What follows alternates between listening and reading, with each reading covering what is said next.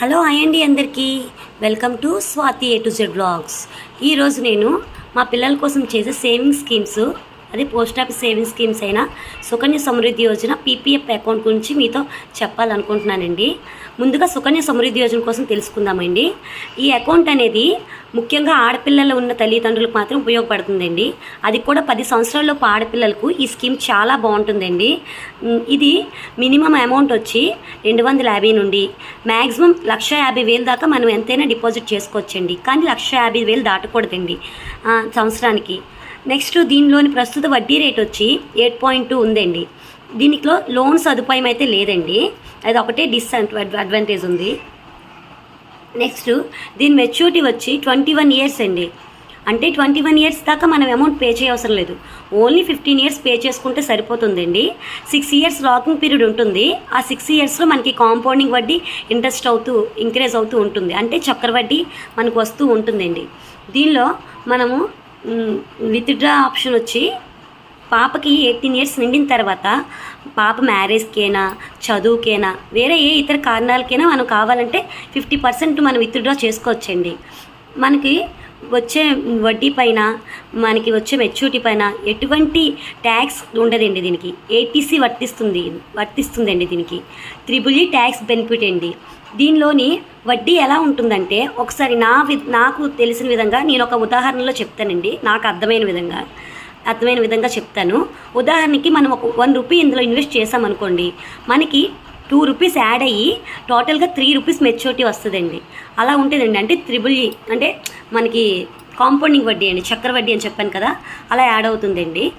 దీంట్లో మనము మిస్టేక్ అని చెప్పాను కదండి షార్ట్స్లో. ఏంటంటే మనం ఇందులో అమౌంట్ ఎంతైనా మనం చెప్పాను కదా 1,50,000 దాకా మనకి లిమిట్ ఉంటుందని. మనం ఎంత పే చేయాలనుకుంటున్నామో అమౌంట్ మనము ప్రతి మంత్ 1 నుంచి 5 తారీఖులోపు పే చేసుకుంటే మనకి ఇంట్రెస్ట్ అనేది బాగా ఇంక్రీజ్ అవుతుందండి. అందరూ అదే మిస్టేక్ చేస్తారండి. అందులోనే కాదు, నేను కూడా అదే మిస్టేక్ చేశానండి. నేను ఏం చేసేదానంటే ఎప్పుడు పడితే అప్పుడు అమౌంట్ ఉంటే అప్పుడు వెళ్ళి కట్టేసేదాన్ని అండి. అలా కాకుండా మీ ఇక్కడ అమౌంట్ ఉంటే పక్కన పెట్టేసి ప్రతి మంత్ అయినా లేదా బల్క్ అమౌంట్ ఉంటే ప్రతి ఇయర్కి ఎంతైనా ఎవ్రీ మంత్లో మీకు ఒక 1 నుంచి 5 తారీఖులోపు కట్టడానికి ట్రై చేయండి. దీంట్లోని ఇంట్రెస్ట్ వచ్చి మనకి ప్రతి ఇయర్ మార్చి 31కి యాడ్ అవుతుందండి. మనకి బుక్లో ప్రింట్ అయ్యేటప్పుడు మనకి తెలిసిపోద్ది. ప్రతి ఎవ్రీ ఇయర్ మార్చి 31కి యాడ్ అవుతూ ఉంటుందండి. అదేనండి నేను చెప్పాను మిస్టేక్ అని. అదే పీపీఎఫ్కైనా సుకన్యకైనా ఎస్బీ అకౌంట్కైనా నేషనల్ సేవింగ్ సర్టిఫికేట్కైనా దేనికైనా మనము పోస్ట్ ఆఫీస్ స్కీమ్స్కి 1 నుంచి 5 లోపు మనము అమౌంట్ వేసుకుంటే మనకి ఇంట్రెస్ట్ అనేది తెలుస్తుందండి, బాగా మనకి ఇంక్రీజ్ అవుతుందండి. అదేనండి నేను చెప్పాలనుకున్నది. నెక్స్ట్ పీపీఎఫ్ కోసం చూద్దామండి. ఇది వచ్చి దీనికి కూడా అంతేనండి. 15 ఇయర్స్ దీనికి కాల పరిమితి ఉండే అదే మెచ్యూరిటీ ఉంటుందండి. దీంట్లో మినిమం వచ్చి 500 అండి. ఇక్కడ 250 చెప్పాను కదా, ఇక్కడ మినిమం 500, మ్యాక్సిమం 1,50,000. దీనికి కూడా అంతే, ఇయర్లీ 1,50,000 దాటకుండా చూసుకోవాలి.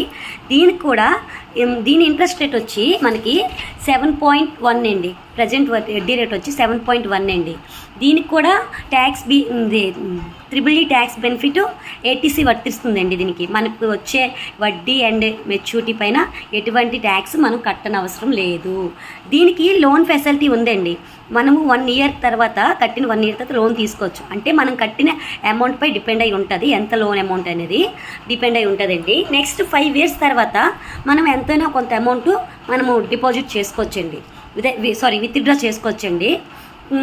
లేదు అనుకుంటే 15 ఇయర్స్ తర్వాత మనం మొత్తం అమౌంట్ విత్డ్రా చేసుకోవచ్చు. దీనికి ఇంకో ఆప్షన్ ఉందండి, మనము కాల పరిమితి పెంచుకోవచ్చు. 15 ఇయర్స్ అయిపోయిన తర్వాత నాకు అమౌంట్ వద్దు, ఇంకా నేను పెంచుకోవాలి అనుకుంటున్నానంటే 5 ఇయర్స్ చొప్పున మనం పెంచుకుంటూ వెళ్ళొచ్చండి. ఈ పీపీఎఫ్ అకౌంట్.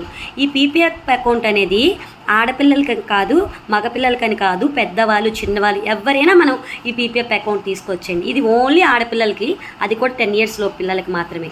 ఇది ఎవరైనా తీసుకోవచ్చండి. ఇది సేవింగ్ పర్పస్ అండి. ఇది కూడా బాగుంటుందండి. కాకపోతే దీని వడ్డీ ఇంట్రెస్ట్ రేట్ ఎక్కువ, దీనికి కొంచెం తక్కువ, అంతేనండి. నెక్స్ట్ వచ్చి దీనికి నేను ఉదాహరణలో చెప్పాలంటే ఇప్పుడు దీంట్లో మనం 1 రూపీ ఇన్వెస్ట్ చేస్తామండి. మనకి 1 రూపీ యాడ్ అయ్యి 2 రూపీస్ మనకు వస్తుందండి. అదేనండి. దీంట్లో నాకు తెలిసిన ఉదాహరణలో నేను చెప్పాను. అంతేనండి. నెక్స్ట్ సేవింగ్ అకౌంట్ ఉంది కదా, ఎస్బీఐ అకౌంట్. ఇందులో మనం ఎంతో అమౌంట్ ఉంటాయి కదండి, మిగిలితే ఇందులో వేసుకోవచ్చండి. అంతే. నెక్స్ట్ అండి, ఈ అకౌంట్స్ అనేది చాలా ముఖ్యమండి, చాలా మంచిదండి. ఇందులో మనకి అమౌంట్ ఈ సెంట్రల్ గవర్నమెంట్ స్కీమ్స్ కదండి, మనం కళ్ళు మూసుకొని ఇందులో అమౌంట్ మనం డిపాజిట్ చేసుకోవచ్చండి. ఏం పర్వాలేదండి, చాలా బాగుంటాయి ఈ స్కీమ్స్. నేను ఈ స్కీమ్స్ కోసం తెలియక ఇన్ని రోజులు సుకన్య సమృద్ధి యోజన అకౌంట్ తీసి కొద్ది రోజులు అలా వదిలేసామండి. ఎవడేస్తాడులే అదిలే అనుకొని వదిలేసామండి. కానీ వన్స్ దీనికోసం తెలిసిన తర్వాత దీన్ని ఎట్టి పరిస్థితిలో మేము అనవసరంగా ఇన్ని రోజులు టైం వేస్ట్ చేసామా కట్టకుండా అని చాలా ఇగ్రెట్ ఫెయిల్ అయ్యామండి మా ఆయన నేను.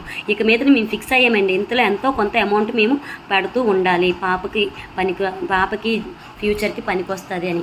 మరి బాబుకి కూడా ఏదో ఒకటి తీసుకోవాలి కాబట్టి పీపీఎఫ్ అకౌంట్ తీసుకున్నామండి. వాడికి అంటే ఎవరైనా తీసుకోవచ్చు, ఇది బాబు కోసమని మేము అనుకున్నామండి.